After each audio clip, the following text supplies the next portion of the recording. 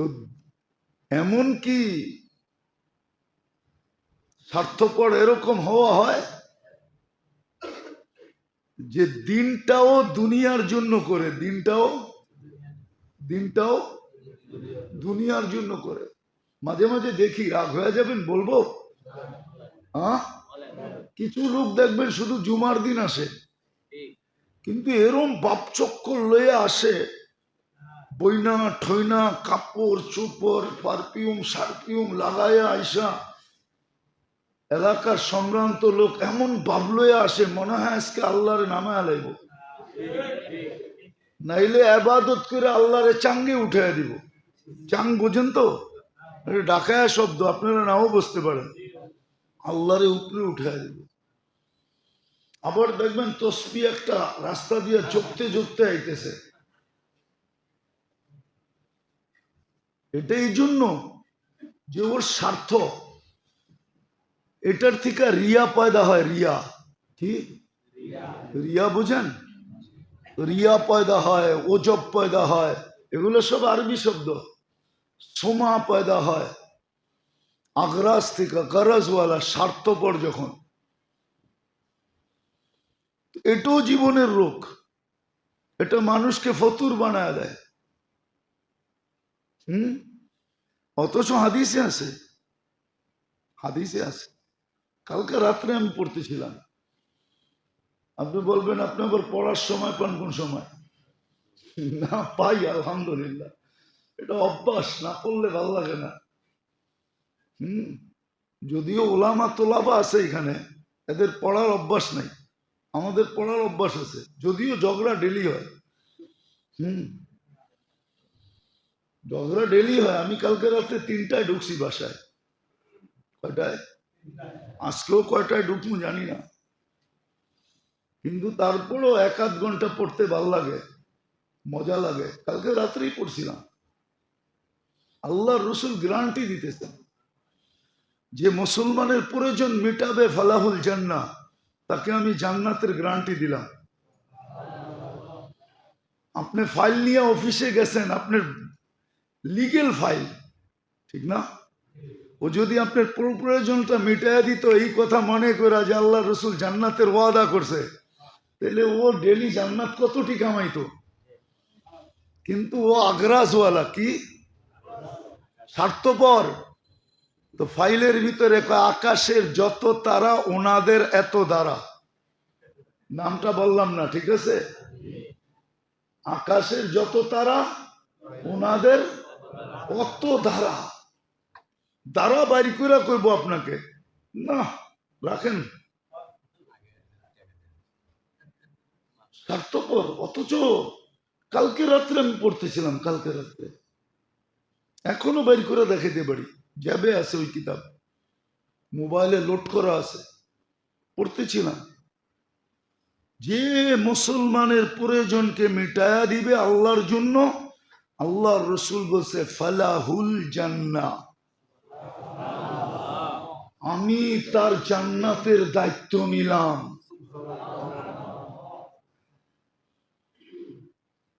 কি ওর কি বেতন কমে যেত?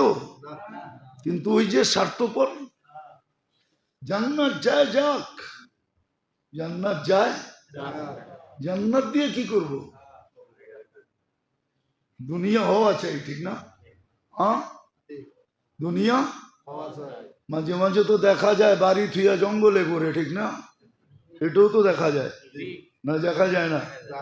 কে করছে এটা? বাড়ি থুইয়া হাসপাতালে চিতয়ে আছে, ঠিক না? এটাও তো দেখা যায়। সবকিছু বাদেই দিলাম, কবরস্থানে কেমনে শুয়ে আছে এত সুন্দর বাড়ি থুইয়া। আমার মনে হয় 2-3 দিন আগেই আমি কোথাও গেছিলাম, প্রোগ্রাম তো ডেলি যাওয়া হয় গ্রামগঞ্জে, তো কিছু বাড়িতে যাওয়া হয়।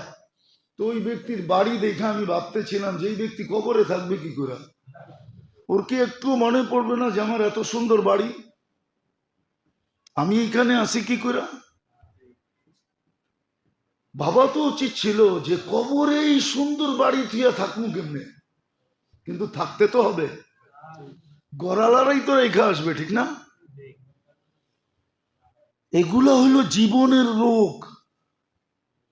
আছে কিনা আগে টেস্ট করেন। শুধু ডাক্তারের কাছে যে বললেন না, অনেক সময় দেখি ডাক্তার বলে আপনার কোনো টেস্টের দরকার নেই, কিন্তু রুগী বলে আরে ডাক্তার সাহেব দুটা লেখা দেন না। জিগান, বিশ্বাস হয় না? আমার অনেক ডাক্তার পরিচিত আছে, মহব্বতের আছে, মাঝে মাঝে যাওয়া হয়, এমনি যাই, অনেকদিন দেখা হয় না, ফোন করলো দেখা হয় না, আমরাও চেম্বার থেকে আসতে পারি না, যাওয়ার পথে একটু বসেন দেখা হোক, তো দেখি রুগী বলে ডাক্তার বলে না না আপনার টেস্টের দরকার নেই। আরে না ডাক্তার সাহেব দেন না দুটা 10টা লেখা। তো ডাক্তার কি করবো, অপারগ হয়ে পুরা লেখা দিয়া দেয় A to Z, করা তুই, কিন্তু করার পরে দেখা যায় কোনো রোগ নাই। তো মাঝে মাঝে টেস্ট করেন আপনার এই রোগগুলো আছে কিনা। এটার প্যাথোলজি সেন্টার আছে, আছে, কিন্তু সাইনবোর্ড লাগানো নাই, আপনাকে খুঁজে বের করতে হবে। কিন্তু সাইনবোর্ড ভয়ে লাগায় না, আবার ব্যাটালার আয়া যদি ব্যাট চায় তাহলে কি করব, ওই ব্যাটা তো পয়সা নেয় না, আয়া তো ব্যাটালারা ব্যাটও চাইতে পারে, সাইনবোর্ড দেখলেই তো ব্যাটালা আসে, ঠিক না? মনে হয় হুজুরে বোঝে নাই, ব্যবসা নাই তো কোত্থেকে বুঝবো, সাইনবোর্ড দেখলেই ব্যাটালারা আসে। এই জন্য এগুলোর সাইনবোর্ড লাগায় না, ব্যাটালা আসবে, ট্যাক্সালা আসবে, কিন্তু আছে লোক, প্যাথোলজি সেন্টার আছে, আপনার এই জীবনে রোগ আছে কি নাই এটার প্যাথোলজি সেন্টার আছে, দুনিয়াতে আছে, খুঁজা বাইর করতে হবে, খুঁজা, তখন যা বুঝবেন। এই জন্যই আগে নিয়ম ছিল, এখন নিয়ম নেই। আজকে রাজাকেও যেতে হতো, দেশের রাজা পর্যন্ত যা বয়ে থাকতেন, দেশের রাজা পর্যন্ত যা বয়ে থাকতেন। দেখেন নাইলে কিতাবে কেন লেখা আসলো, মালিক ইবনে মারওয়ানের মতো রাজা, আপনি মালিক ইবনে মারওয়ান রে চিনেন না, ইতিহাস পড়েন না, কোত্থেকে চিনবেন? মুসলমান তো নিজেদের সন্তানকেই চিনে না। কেন আত্মীয়তা, রিলেশনশিপের চর্চা আমাদের ভিতরে নাই, দিন দিন শেষ হয়ে যেতেছে। অনেক আছে এইখানে খালতো ভাই, চাস্তো ভাই, একটু দূরের রিলেশনকে চিনে না। দেখলে চিনবে না, পরিচয় দিলে চিনে, হ তুমি অমুক, কিন্তু এমনি কোনো পরিচয় নাই, চিনা নাই, আছে হাজারো। সত্য এটা, রিলেশনশিপের ইয়ে নাই আমাদের ভিতরে। তো যেটা বলতেছিলাম, এই জন্য এটা রোগ, আপনার চিকিৎসা নেওয়া উচিত। আগে ছিল মালিক ইবনে মারওয়ান, ফজাইল ইবনে ইয়াজ রহমতুল্লাহ জুতা বুকে নিয়ে দাঁড়ায় আছে, অথচ আমিরুল মুমিনিন, সময়ের রাজা, বাদশাহ, আর বর্তমান বাদশাদের মতো। তো জিজ্ঞেস করছে জুতা বুকে কেন, বলছে এলেমের কদর করতেছি, তুই বুঝবি না, সরেন থেকে, এলেমের কদর করতেছি, এলেমওয়ালা ফজাইল ইবনে ইয়াজ রহমতুল্লাহ আলাই, ইমামুল হারমাইন, 2 হেরেমের সবচেয়ে বড় আলেম, ওর জুতার কদর করতেছে, বুকে রেখা।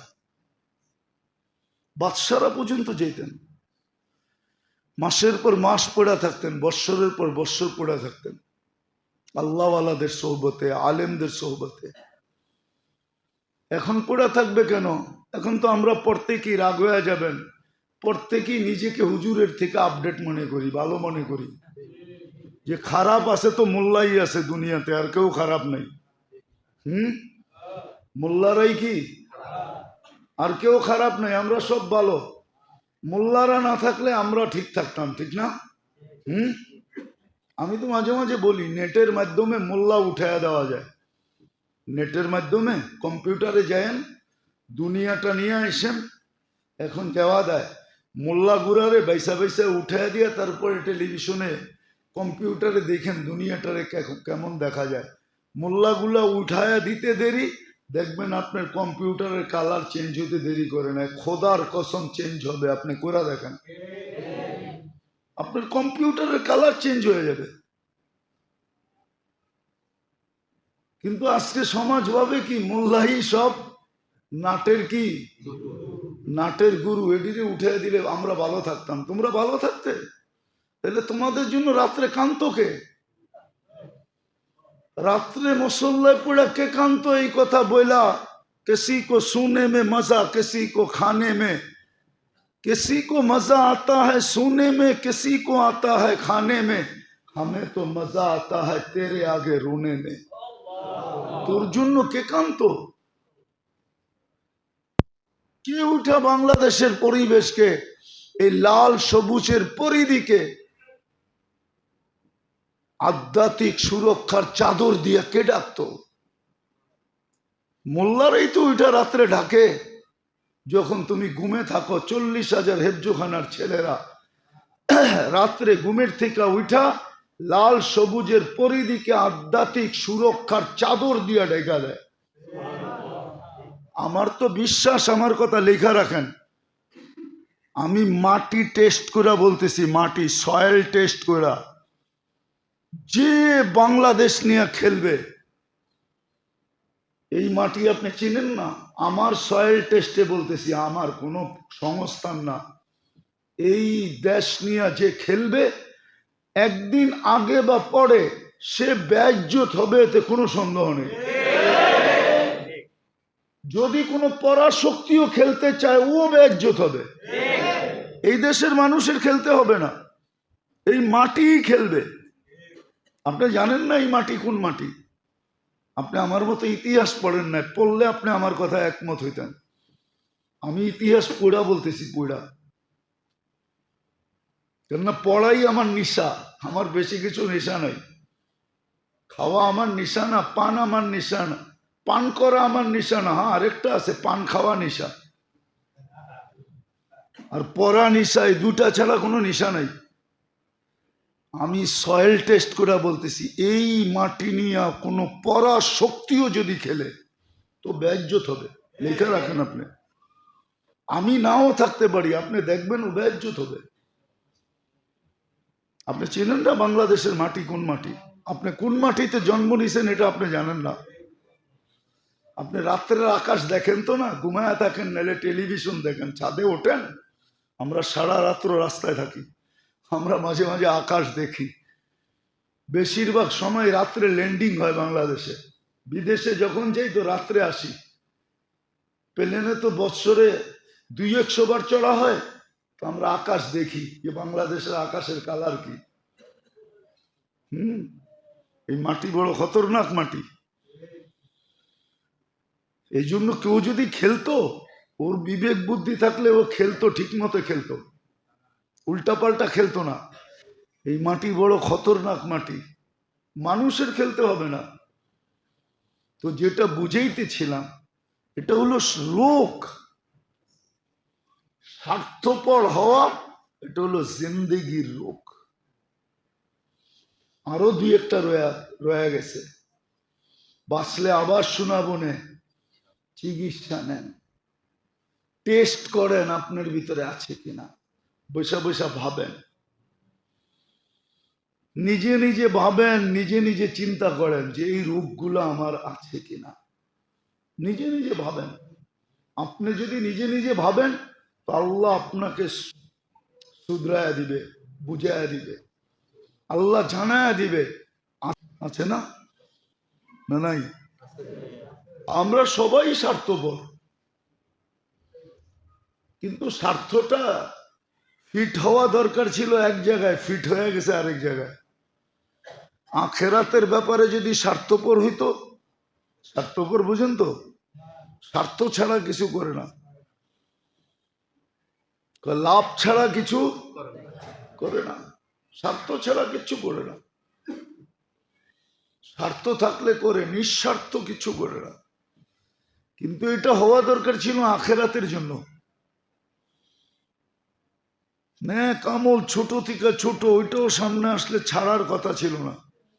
বড়টা তো করে করেই খুঁজা খুঁজা ছোটটাও করে জিজ্ঞাসা যদি করে এই ক্ষুদ্রটা করলা কেন, তো উদাহরণ দিই হাদিস থেকে, খানা পড়ে গেছে ওটা তুলা খেতেছে, জিজ্ঞাসা করছে আমিরুল মুমিনিন, সব তো বিভিন্ন দেশের ডেলিকেট, কেউ রোম থেকে আসছে, কেউ পারস্য থেকে আসছে, সব বিভিন্ন দেশের সরকারি ডেলিকেট, বড় বড় সম্মানী লোক।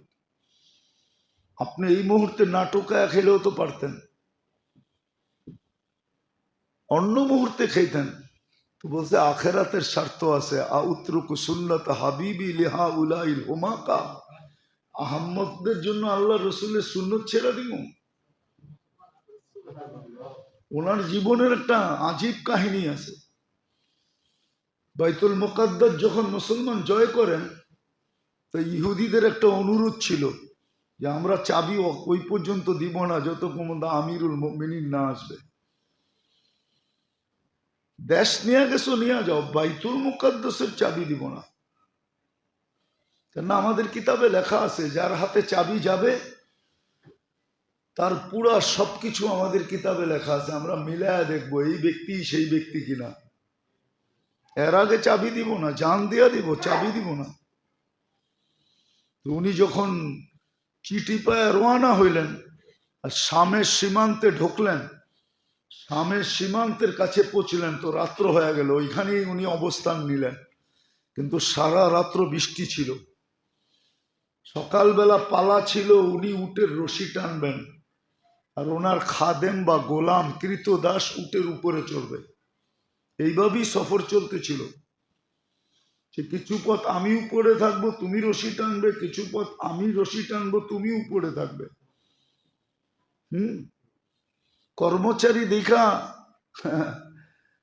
হায় হায় হায়, কর্মচারী দেখা যে কর্মচারী, কর্মচারী দেখা যে চাকর, এটা বাবা ঠিক না। এটাও আখলাকের ভিতরে পড়ে, চরিত্র খারাপের ভিতরে পড়ে। কর্মচারী দেখা যে চাকর, এটা বাবা ঠিক না, এটা বাবা ভুল। এই জন্য বহুত মানুষ আছে, আপনাকে আমি চোখে আঙ্গুল দিয়ে দেখাইতে পারবো, যারা এটা ভাবতো ওদের জেনারেশন এখন মানুষের জুতার কাছে বসে থাকে। দেখাবো দুই চারটা, দুই চার না, দুই চার ডজন না, দুই চার শনা, দুই চার হাজার দেখানো যায়। বিশ্বাস হয় না?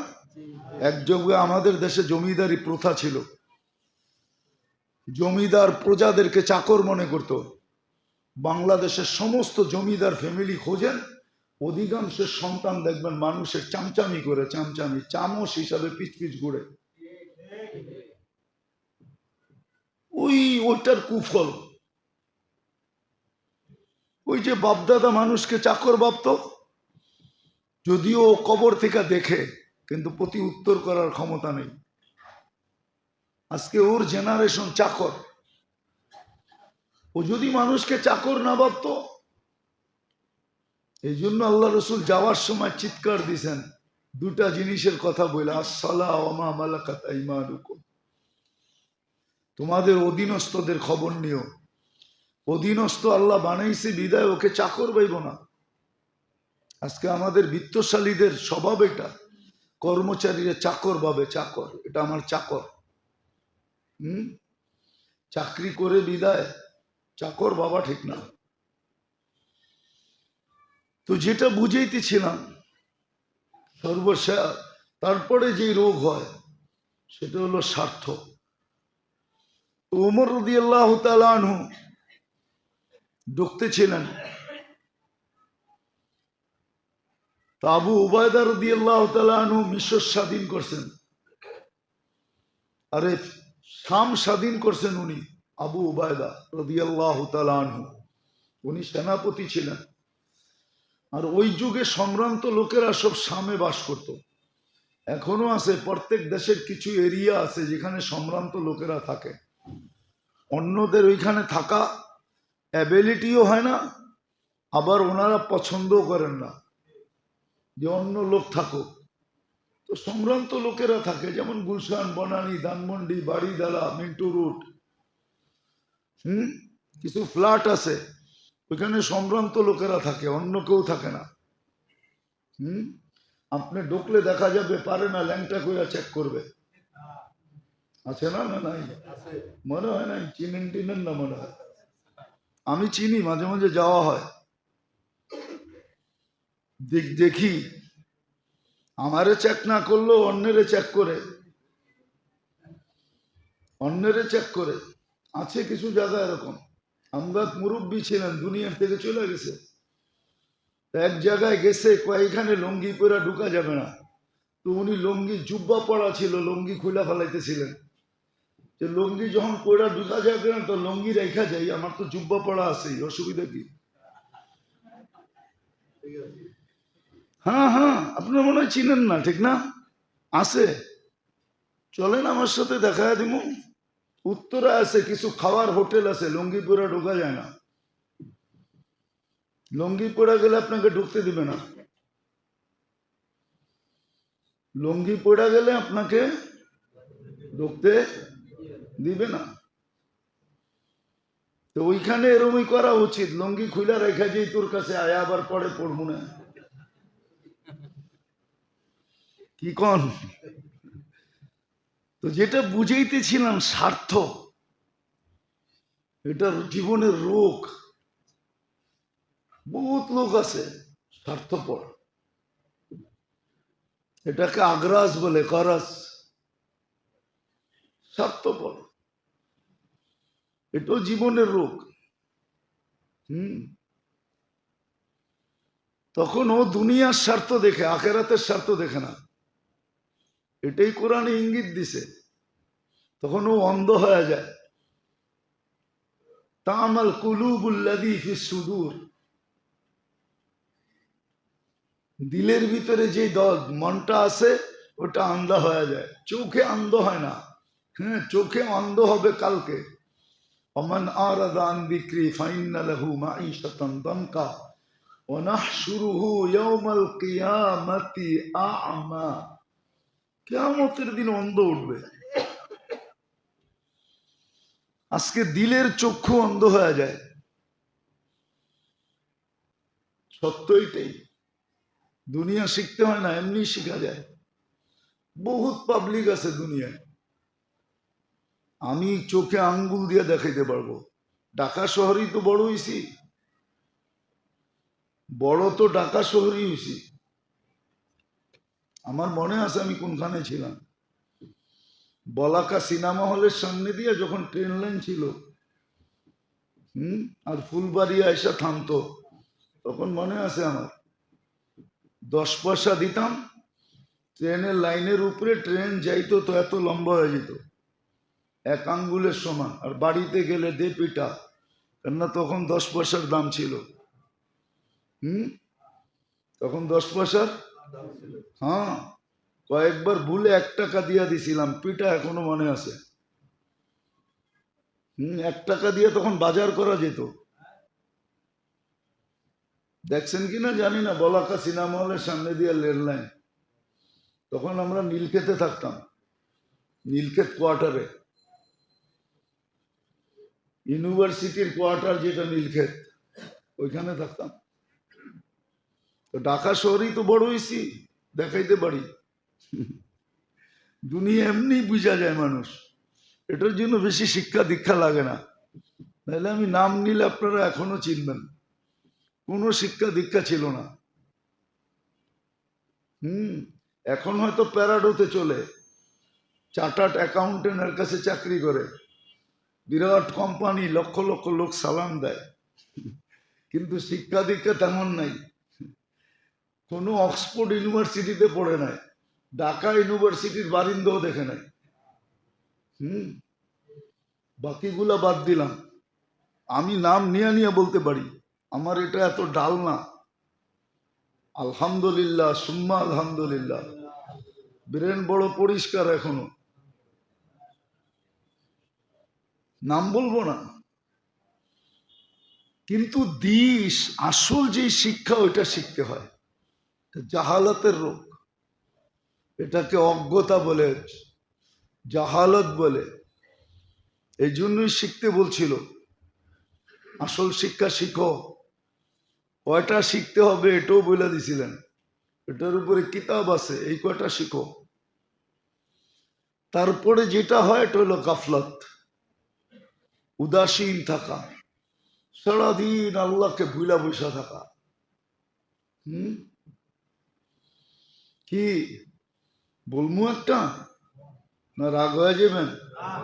সারাদিন বাইরে থাকলেন, ঘরে যদি সারাদিনে একবার হ্যালো না করলেন, আর রাত্রে যখন ঘরে ফিরলেন কি লাগেনি? সারাদিন কই আসিলা, ঠিক না? কার লগে কাটাইছ? এখন তো আর আমারে হ্যালো করার দরকার হয় না, রাস্তাঘাটে থাকো কতজনকে দেখা যায়, ঠিক না? কি মনে হয় বোঝেন নাই?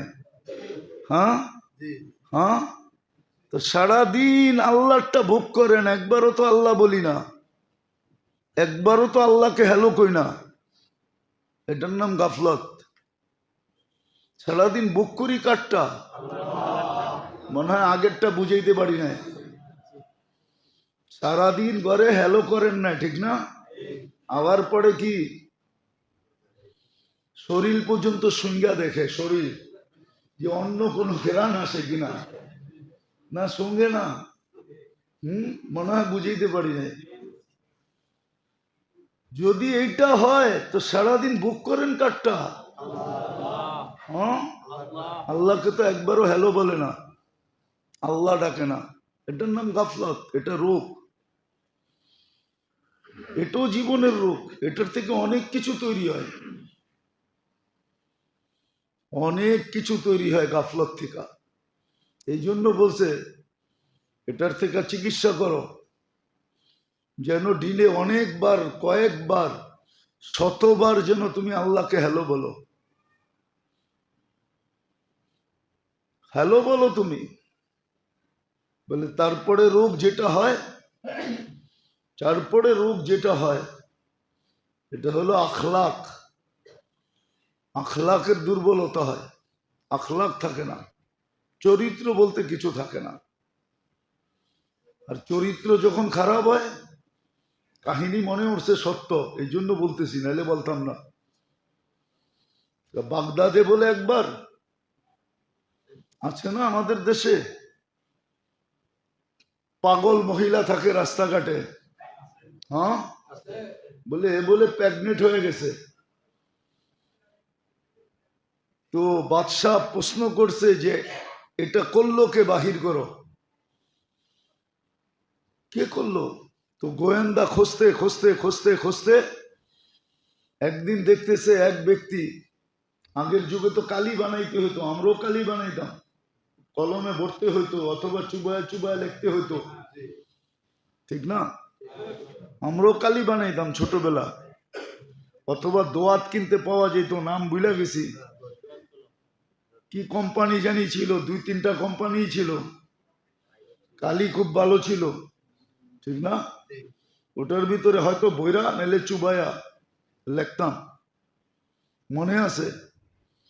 তো দেখতেছে বৃষ্টি হয়েছে, ড্রেনের পানি দিয়া কালি বানাইতেছে, তো ওরে ধরে নিয়ে গেছে পুলিশ।